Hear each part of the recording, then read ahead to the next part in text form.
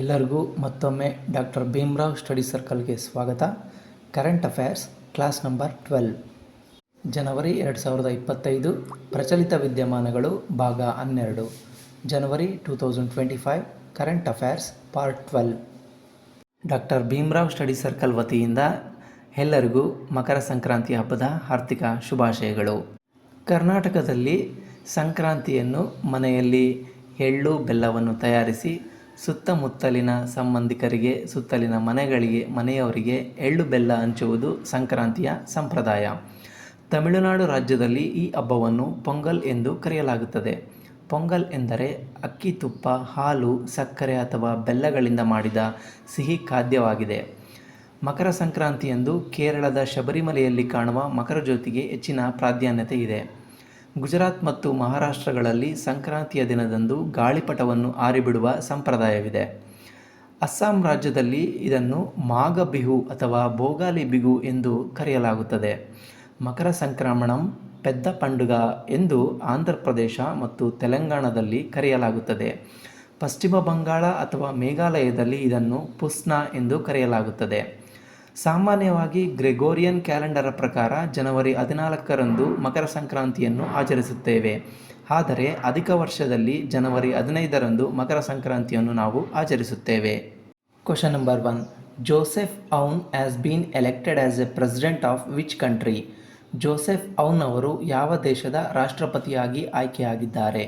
Option A Oman, option B Lebanon, option C Qatar, option D Yemen. Right answer, option B, Lebanon. Joseph Aoun, Lebanon's army chief, was elected president on 9th January 2025, filling a 2-year vacancy since Michael Aoun's term ended. ಲೆಬನಾನ್ನ ಸೇನಾ ಮುಖ್ಯಸ್ಥ Joseph Aoun ಅವರು ಜನವರಿ 9, 2025ರಂದು ರಾಷ್ಟ್ರಪತಿಯಾಗಿ ಆಯ್ಕೆಯಾದರು. Michael ಔನ್ ಅವರ ಅವಧಿ ಮುಗಿದ ನಂತರ 2 ವರ್ಷಗಳ ಖಾಲಿ ಹುದ್ದೆಯನ್ನು ಭರ್ತಿ ಮಾಡಿದರು. His elections signals reduced influence of Hezbollah following its war with Israel and revived Saudi and international involvement in Lebanon. ಅವರ ಚುನಾವಣೆಯು ಇಸ್ರೇಲ್ ಜೊತೆಗಿನ ಯುದ್ಧದ ನಂತರ ಹೆಜ್ಬೋಲಾದ ಪ್ರಭಾವ ಕಡಿಮೆಯಾಗಿದೆ ಮತ್ತು ಲೆಬನಾನ್ನಲ್ಲಿ ಸೌದಿ ಮತ್ತು ಅಂತಾರಾಷ್ಟ್ರೀಯ ಒಳಗೊಳ್ಳುವಿಕೆಯನ್ನು ಪುನರುಜ್ಜೀವಗೊಳಿಸಿದೆ ಎಂದು ಸೂಚಿಸುತ್ತದೆ. Aoun pledged to ensure state control over arms, rebuild areas affected by war and prevent Israeli attacks. ಶಸ್ತ್ರಾಸ್ತ್ರಗಳ ಮೇಲೆ ರಾಜ್ಯ ನಿಯಂತ್ರಣವನ್ನು ಖಚಿತಪಡಿಸಿಕೊಳ್ಳಲು, ಯುದ್ಧದಿಂದ ಪ್ರಭಾವಿತವಾದ ದೇಶಗಳನ್ನು ಪುನರ್ನಿರ್ಮಿಸಲು ಮತ್ತು ಇಸ್ರೇಲ್ ದಾಳಿಗಳನ್ನು ತಡೆಯಲು ಔನ್ ಪ್ರತಿಜ್ಞೆ ಮಾಡಿದರು. ದೇಶ ಲೆಬನಾನ್, ರಾಜಧಾನಿ ಬೈರುತ್, ಕರೆನ್ಸಿ ಲೆಬನೀಸ್ ಪೌಂಡ್, ರಾಷ್ಟ್ರಪತಿ ಜೋಸೆಫ್ ಔನ್, ಪ್ರಧಾನಮಂತ್ರಿ ನಜೀಬ್ ಮಿಕಾಟಿ. ಏರಿಯಾ 10,452 ಚದರ ಕಿಲೋಮೀಟರ್ ಹೊಂದಿದ್ದು ಪ್ರಪಂಚದಲ್ಲಿ 161ನೇ ಸ್ಥಾನದಲ್ಲಿದೆ. ಜನಸಂಖ್ಯೆಯಲ್ಲಿದು 53,64,482 ಹೊಂದಿದ್ದು ಪ್ರಪಂಚದಲ್ಲಿ 117ನೇ ಸ್ಥಾನವನ್ನು ಹೊಂದಿದ್ದು ಇಲ್ಲಿ ಹೆಚ್ಚಾಗಿ ಅರಬಿಕ್ ಭಾಷೆಯನ್ನು ಮಾತನಾಡುತ್ತಾರೆ. Question number 2. Which organization released the world economic situation and prospects 2025 report? ವಿಶ್ವ ಆರ್ಥಿಕ ಪರಿಸ್ಥಿತಿ ಮತ್ತು ನಿರೀಕ್ಷೆಗಳು 2025 ವರದಿಯನ್ನು ಯಾವ ಸಂಸ್ಥೆ ಬಿಡುಗಡೆ ಮಾಡಿದೆ? ಆಪ್ಷನ್ ಎ ವಿಶ್ವಸಂಸ್ಥೆ, ಯುನೈಟೆಡ್ ನೇಷನ್ಸ್, ಆಪ್ಷನ್ ಬಿ ವಿಶ್ವ bank, World Bank, option C ಅಂತಾರಾಷ್ಟ್ರೀಯ ಹಣಕಾಸು ನಿಧಿ, International Monetary Fund, option D Asian ಅಭಿವೃದ್ಧಿ bank, ADB, Asian Development Bank. Right answer option A United Nations, ವಿಶ್ವಸಂಸ್ಥೆ. India's economy may grow 6.6% in 2025, 6.7% in 2026, UN report. The Indian economy is expected to grow by 6.6% in 2025 and 6.7% in 2026, supported by solid private consumption and investment growth, according to the United Nations flagship report, World Economic Situation and Prospects 2025, released on Thursday. World Economic Situation and Prospects 2025 report was recently released by the United Nations.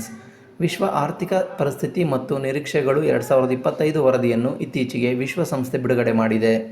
According to this report, the Indian economy is projected to grow by 6.6% in 2025 and 6.7% in 2026, supported by private consumption and investments.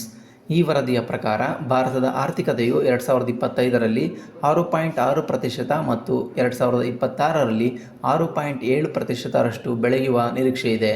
ಇದಕ್ಕೆ ಖಾಸಗಿ ಬಳಕೆ ಮತ್ತು ಹೂಡಿಕೆಗಳ ಬೆಂಬಲ ನೀಡುತ್ತವೆ. The UN report highlighted the public sector's role in funding infrastructure, digital connectivity and social infrastructure projects. ಮೂಲಸೌಕರ್ಯ, digital ಸಂಪರ್ಕ ಮತ್ತು ಸಾಮಾಜಿಕ ಮೂಲಸೌಕರ್ಯ ಯೋಜನೆಗಳಿಗೆ ಹಣಕಾಸು ಒದಗಿಸುವಲ್ಲಿ ಸಾರ್ವಜನಿಕ ವಲಯದ ಪಾತ್ರವನ್ನು ವಿಶ್ವಸಂಸ್ಥೆಯ ವರದಿಯು ಎತ್ತಿ ತೋರಿಸಿದೆ. ಯುನೈಟೆಡ್ ನೇಷನ್ಸ್ ವಿಶ್ವಸಂಸ್ಥೆ ಪ್ರಧಾನ ಕಚೇರಿ ಮ್ಯಾನ್ಹಾಟನ್, ನ್ಯೂಯಾರ್ಕ್ ನಗರದಲ್ಲಿದೆ. ಸ್ಥಾಪನೆ 24 ಅಕ್ಟೋಬರ್ 1945ರಲ್ಲಿ ಸ್ಥಾಪನೆಯಾಯಿತು. ಇದರ ಪ್ರಧಾನ ಕಾರ್ಯದರ್ಶಿ Antonio Guterres is a 9th secretary general. ಉಪ ಪ್ರಧಾನ ಕಾರ್ಯದರ್ಶಿ Amina J Mohammed, she is a 5th deputy secretary general of United Nations. Question number 3. When is National Youth Day celebrated in India? ಭಾರತದಲ್ಲಿ ರಾಷ್ಟ್ರೀಯ ಯುವ ದಿನವನ್ನು ಯಾವಾಗ ಆಚರಿಸಲಾಗುತ್ತದೆ? Option A January 10, option B January 12, option C January 15, option D February 12. Right answer option B January 12. ದೇಶದೆಲ್ಲೆಡೆ ರಾಷ್ಟ್ರೀಯ ಯುವ ದಿನ ಆಚರಣೆ. ವಿವೇಕಾನಂದ ಜಯಂತಿಯ ಆಚರಣೆಯ ಸಾಂದರ್ಭಿಕ ಚಿತ್ರವನ್ನು ನಾವಿಲ್ಲಿ ಗಮನಿಸಬಹುದು. Swami Vivekananda 12th January 1863 to 4th July 1902. Born Narendranath Datta was an Indian Hindu monk, philosopher, author, religious teacher and the chief disciple of the Indian mystic Ramakrishna. ಸ್ವಾಮಿ ವಿವೇಕಾನಂದರವರ ಕಾಲಾವಧಿ 12 ಜನವರಿ 1863ರಿಂದ 4 ಜುಲೈ 1902. ನರೇಂದ್ರನಾಥ ದತ್ತ ಅವರು ಭಾರತೀಯ ಹಿಂದೂ ಸನ್ಯಾಸಿ, ತತ್ವಜ್ಞಾನಿ, ಲೇಖಕ, ಧಾರ್ಮಿಕ ಶಿಕ್ಷಕ ಮತ್ತು ಭಾರತೀಯ ಅತೀಂದ್ರಿಯ ರಾಮಕೃಷ್ಣ ಅವರ ಮುಖ್ಯ ಶಿಷ್ಯರಾಗಿದ್ದರು. ಇನ್ 1893 he traveled to the United States where he participated in the Parliament of Religions in Chicago. 1893ರಲ್ಲಿ ಅವರು ಅಮೆರಿಕ ಸಂಯುಕ್ತ ಸಂಸ್ಥಾನಕ್ಕೆ ಪ್ರಯಾಣ ಬೆಳೆಸಿದರು. ಅಲ್ಲಿ ಅವರು ಚಿಕಾಗೋದಲ್ಲಿ ನಡೆದ ಧರ್ಮ ಸಂಸತ್ತಿನಲ್ಲಿ ಭಾಗವಹಿಸಿದರು. Here he delivered a famous speech beginning with the words sisters and brothers of America. ಅಲ್ಲಿ ಅವರು ಅಮೆರಿಕದ ಸಹೋದರ ಮತ್ತು ಸಹೋದರಿಯರೇ ಎಂಬ ಪದಗಳೊಂದಿಗೆ ಪ್ರಾರಂಭವಾಗುವ ಪ್ರಸಿದ್ಧ ಭಾಷಣವನ್ನು ಮಾಡಿದರು. ಮಹಾನ್ ಆಧ್ಯಾತ್ಮಿಕ ನಾಯಕ, ತತ್ವಜ್ಞಾನಿ ಮತ್ತು ಚಿಂತಕ ಸ್ವಾಮಿ ವಿವೇಕಾನಂದರ ಸ್ಮರಣಾರ್ಥ ಪ್ರತಿ ವರ್ಷ ಜನವರಿ 12ರಂದು ರಾಷ್ಟ್ರೀಯ ಯುವ ದಿನವನ್ನು ಆಚರಿಸಲಾಗುತ್ತದೆ. ಮನುಷ್ಯನೊಳಗಿನ ದೈವತ್ವವನ್ನು ಕಂಡುಕೊಳ್ಳುವುದೇ ಧರ್ಮ. ಸ್ವಾಮಿ ವಿವೇಕಾನಂದರ ಜನ್ಮದಿನದ ಅಂಗವಾಗಿ ಆಚರಿಸಲ್ಪಡುವ ರಾಷ್ಟ್ರೀಯ ಯುವ ದಿನದ ಶುಭಾಶಯಗಳು. Question number 4. Who is the new secretary of the board of control for cricket in India BCCI? ಭಾರತೀಯ ಕ್ರಿಕೆಟ್ ನಿಯಂತ್ರಣ ಮಂಡಳಿಯ BCCIಯ ಹೊಸ ಕಾರ್ಯದರ್ಶಿ ಯಾರು? Option A Jay Shah, option B Devajit Saikia, option C Sourav Ganguly, option D Anurag Thakur. ಸರಿಯಾದ ಉತ್ತರ ಆಪ್ಷನ್ ಬಿ ದೇವಜಿತ್ ಸೈಕಿಯಾ. BCCIಗೆ ದೇವಜಿತ್ ಕಾರ್ಯದರ್ಶಿ, ಪ್ರಭಾತೇಜ್ ಖಜಾಂಚಿ. ಭಾರತೀಯ ಕ್ರಿಕೆಟ್ ನಿಯಂತ್ರಣ ಮಂಡಳಿಯ BCCIಯ ನೂತನ ಕಾರ್ಯದರ್ಶಿ ಹಾಗೂ ಖಜಾಂಚಿಯಾಗಿ ಕ್ರಮವಾಗಿ ದೇವಜಿತ್ ಸೈಕಿಯಾ, ಪ್ರಭಾತೇಜ್ ಸಿಂಗ್ ಭಾಟಿಯಾ ಅವಿರೋಧವಾಗಿ ಆಯ್ಕೆಯಾಗಿದ್ದಾರೆ. ICC ಚೇರ್ಮನ್ ಜೈಶಾ ಹಾಗೂ ಮಹಾರಾಷ್ಟ್ರದ ಆಶೀಶ್ ಶೆಲಾರ್ ಅವರಿಂದ ತೆರವಾಗಿದ್ದ ಸ್ಥಾನಗಳನ್ನು ಇವರಿಬ್ಬರು ತುಂಬಿದ್ದಾರೆ. BCCI ಭಾರತೀಯ ಕ್ರಿಕೆಟ್ ನಿಯಂತ್ರಣ ಮಂಡಳಿ ಪ್ರಧಾನ ಕಚೇರಿ ವಾಂಖೇಡೆ ಸ್ಟೇಡಿಯಂ, ಮುಂಬೈನ ಮಹಾರಾಷ್ಟ್ರ ರಾಜ್ಯದಲ್ಲಿದೆ. ಸ್ಥಾಪನೆ 1 ಡಿಸೆಂಬರ್ 1928ರಲ್ಲಿ. ಅಧ್ಯಕ್ಷರು Roger Binny. Is a 36th president of BCCI. ಉಪಾಧ್ಯಕ್ಷರು Amina J Mohammed. Is a vice president of BCCI and ಕಾರ್ಯದರ್ಶಿ Devajit Saikia. Question number 5. According to the TomTom Traffic Index 2024, which city was ranked third as the most congested city in the world? ಟಾಮ್ಟಾಮ್ ಸಂಚಾರ ಸೂಚ್ಯಾಂಕ 2024ರ ಪ್ರಕಾರ ಯಾವ ನಗರವು ವಿಶ್ವದ ಅತ್ಯಂತ ಜನದಟ್ಟಣೆಯ ನಗರವಾಗಿ 3ನೇ ಸ್ಥಾನದಲ್ಲಿದೆ? Option A London, option B Bengaluru, option C Kolkata, option D Pune. Right answer option B Bengaluru. Traffic jam ವಿಶ್ವದಲ್ಲೇ Bengaluru number 3ನೇ ಸ್ಥಾನ, ಕೊಲಂಬಿಯಾ ನಂಬರ್ 1, ಕೋಲ್ಕತಾಗೆ 2ನೇ ಸ್ಥಾನ. ನೆದರ್ಲ್ಯಾಂಡ್ನ Tom traffic index. Silicon city ಬೆಂಗಳೂರಿನ ಟ್ರಾಫಿಕ್ ಸಮಸ್ಯೆ ದೇಶದಲ್ಲಿ ಮಾತ್ರವಲ್ಲ, ಇದೀಗ ವಿಶ್ವಮಟ್ಟದಲ್ಲೂ ಸುದ್ದಿಯಾಗುತ್ತಿದೆ.